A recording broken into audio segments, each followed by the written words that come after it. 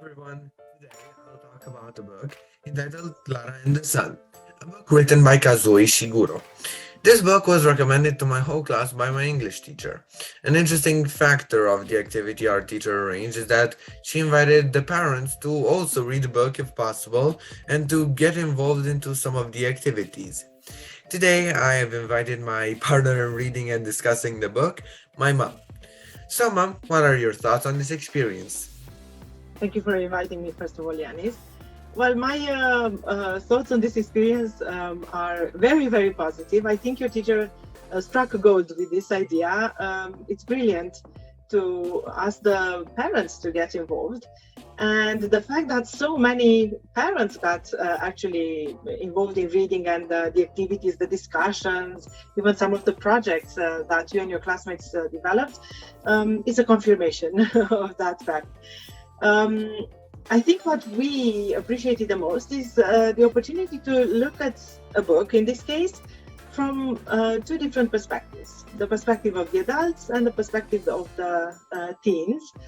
And of course, also the opportunity to do something together, something that both the kids and the parents enjoyed. I think the book was very well chosen because Klara and the Sun is a wonderful discussion generator. But tell me about your first impressions of the book. Well, I knew that this book won prizes for its originality, ideas, and plot. So, obviously, my expectations were high, and fortunately, I wasn't disappointed. Oh, yes, absolutely. It's only natural when you read a book by a Nobel Prize winner like Ishiguro to expect a lot from the book. And as you said, the book doesn't disappoint. Can you tell us a bit about the plot?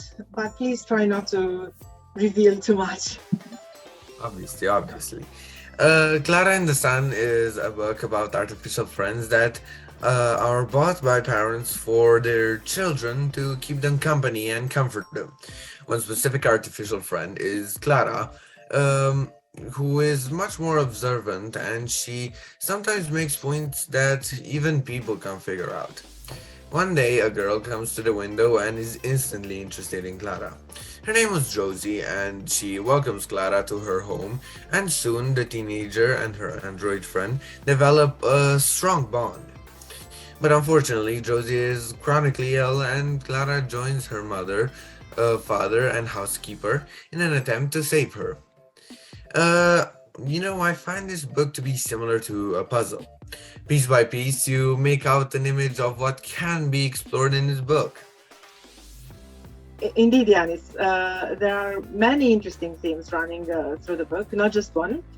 And some of them are genetic therapy and its risks, um, the true meaning of friendship, and artificial intelligence and our relationship with artificial intelligence.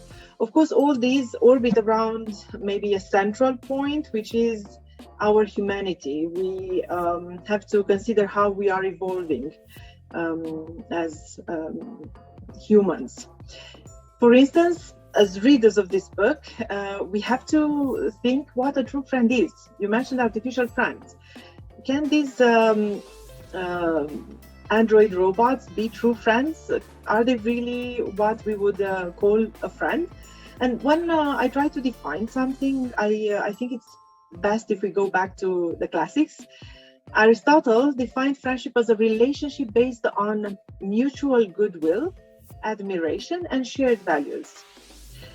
That would mean that friendship is a partnerships of equals. And if we think about it, many human relationships kind of fall short of Aristotle's expectations. And our relationship with artificial intelligence is not even close to that. So it's not really, we can't really say that Clara is an artificial friend or the other AFs in the book. Then, Yanis, why do you think Ishiguro chose to have these characters, these artificial friends in the book? And more than that, he chose one of them, Clara, to be the narrator of the book. I guess Ishiguro wants us to make us question or analyze our humanity. Hmm. By telling the story through the narrative voice of Klara, the writer makes us look at ourselves with the eyes of artificial intelligence. This alters our reality and makes it strange, which brings some questions to our minds. How smart are we? What is the impact of technology and science on our lives? How do we cope with life and death? And why do we need spirituality? Let's take these questions one by one and see if we can find some answers or, I don't know, maybe generate more questions. In terms of intelligence, AI may have higher storage capacity than the human brain. In the book, Klara, although very observant and eager to learn, still has limited understandings, which might give us a sense of superiority. Hmm. Klara marvels that cars would appear on the other side of the road, and, and I quote, um, in the far distance, they come speeding towards us, but the drivers never made errors and managed to miss us. She seems to lack uh, the word for drones and calls them machine birds, but that doesn't necessarily mean that we are smarter. It may indicate that for the moment we still control AI, but we have to wonder for how long. That's a very good question to bear in mind, indeed. I also find it interesting that Ishiguro uses these AFs, artificial friends, to connect technology and science in general to something that is deeply human, mortality.